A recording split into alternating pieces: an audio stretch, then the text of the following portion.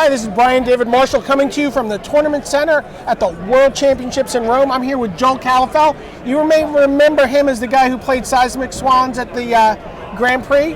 Yeah, Grand Prix Barcelona. Grand Prix Barcelona. He surprised the field with a pretty unusual deck. What'd you run, like 40-something lands in that deck? 41 lands. 41 lands? Yeah. Joel came into this tournament with a deck that he just ran the tables with, 6-0. I don't think it's a deck a lot of people were expecting. He worked with Kenny Oberg on it. And they're calling the deck Jacerator. Let's take a look at it. Deck went 6-0 at Worlds. Tell us a little bit about the deck and what you were thinking when you built this. Okay, this is basically the centerpiece of the deck. You just basically are playing for Howling Mine, for Font of Mythos, and for Jaces. I think what you really want in this format is just to beat the aggro decks. So basically the best thing is just play a bunch of Fox. And what this deck does, and it does it very well, is just outplay every card other people play. So coming into this tournament, everyone was expecting a lot of Jund. Yes. So lots of creatures, lots of Blightnings. Yes. But also, you said you were expecting a lot of green-white decks to counter the Jund movement. Exactly. The process was everyone was going to play Jund, so everyone was probably trying to beat Jund as well with green-white decks or things like that. Or mono-green, or mono-green, decks. even mono-white. So this deck just beats both aggro decks and the decks that try to beat aggro. That's the key to the deck.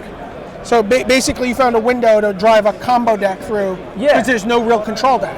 Exactly. And the good thing about the deck is that it just doesn't really care about removal or a lot of cards that people is playing. So it just plays safe. It for instance doesn't really care about the best card in the format, which is probably Baneslayer.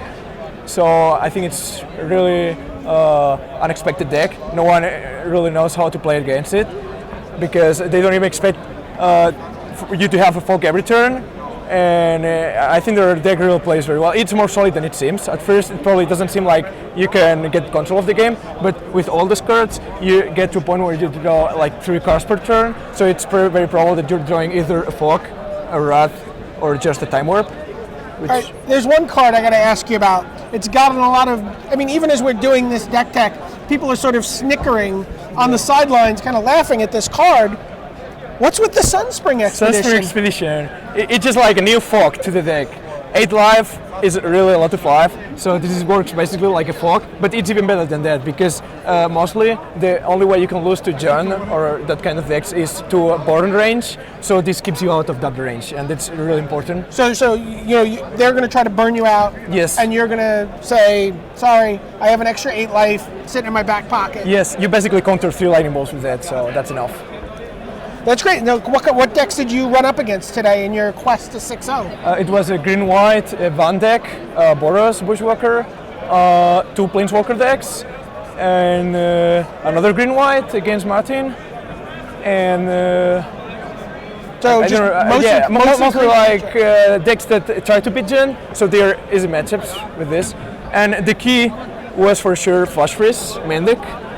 At first I was playing Negate, but then I realized that there was nothing you couldn't counter with Flashfreeze. I mean, nothing you could care about. This counters everything, like from lightning to balls, leeches, Pharynx, all the creatures. And it's really, I mean, it even counters the key cards in all the control decks, like a Ajani or Cruel Ultimatum. So it's sure. And you even got to counter a double negative in someone's deck who was also running Flashfreeze. Yeah, I played against a control deck, and he was also playing Flashfreeze main deck, but he was also playing double negative, so I got a window to use my Flashfreeze on their counters. And then we have the sideboard. Well, actually, I have one more card I want to talk to you about. Kabira Crossroads is another card I don't think people were expecting coming into this tournament. Yes, I think it's probably the best card in the deck, seriously. This card is so sick. At first, it gives only 2 life, but since you get a lot of extra turns with Time Warp, eventually you will draw like 2 or 3 of them. So it feels like you're starting with 26 life with this deck. So you're saying is you play one, you Time Warp, and then you're drawing so many cards that you draw into another one, and you play another. Yes. And before your opponent gets their turn back, you've gained 4 life or 6 life if you've done that a couple times. Yes, and you get out of range of lightning bolts as well. So yeah, let's talk about the sideboard, but that's a card I was definitely not expecting. Yes, then in the sideboard, we have the most important card is probably Baneslayer Angel, which I was sideboarding in against almost everyone. In any game I was sideboarding them in, because in game 2, they see probably almost the whole deck, so they see no creatures in there, so they just take out all the removal. So Baneslayer really shines after Sideboard when they have no removal against Jund or Boros or even against control, because you have actually to sideboard out the Fox, and you sideboard in more threats. Then we have Tezzeret, which is amazing, even if there's only one card, one copy. But you will eventually draw into it, and then you have the Needles, which are basically against other Planeswalkers, but it also works against that Unearth deck I was expecting to prevent you from dying to Extractor Demon, and you also have the Relics against that matchup, because it's probably the only deck that can beat you, because it decks you. And, and then you have the Negates, just to substitute for Flashfreeze. And then you have Wall of Daniel. This card is really good against red decks with Hellspark or Ball Lightning that are not very good matchups, so this card just gives you so many life against that. And then finally we get the third copy of Sunspring Expedition against that kind of deck as well.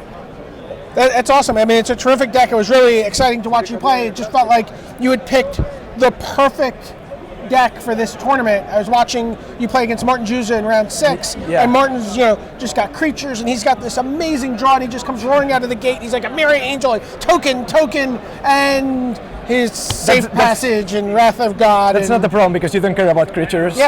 So it doesn't matter that they get the infinite creatures, or even Luminarch Ascension is not even a problem, because you'll fuck forever. Yeah, in game 2 he had sideboarded in Luminarch Ascension and had it turned on 4 turns later, and he's making angels at the end of every turn, and it just didn't matter. And actually the deck is milling the opponent much faster than it seems, with the Time Warps and Jaces and Arch of Trap, which is faster than it seems. You will eventually draw the 2 of them, so you just deck your opponent even before he gets the turn back.